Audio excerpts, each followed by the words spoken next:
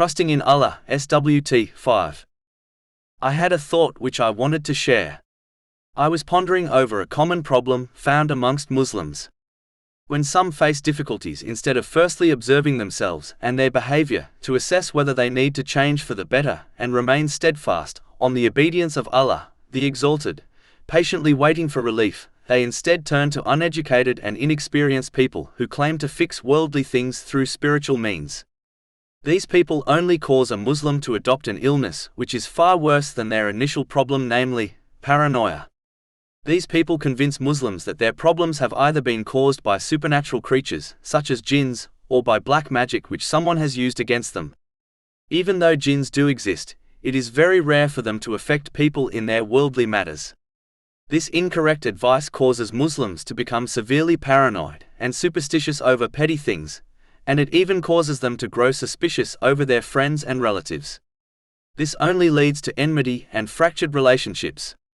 This attitude will also damage one's faith in Allah, the Exalted, as they will be advised in many cases to do things which are not advised in the Holy Quran or the traditions of the Holy Prophet Muhammad, peace and blessings be upon him. It is important for Muslims to strengthen their faith through gaining and acting on Islamic knowledge.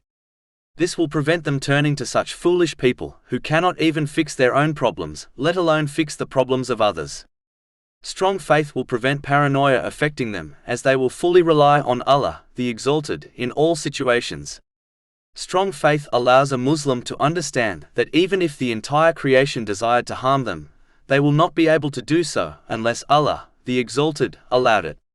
Similarly, the entire creation cannot benefit them unless Allah, the Exalted, wills it. And every case and situation only occurs according to a set and unchangeable plan, namely, destiny.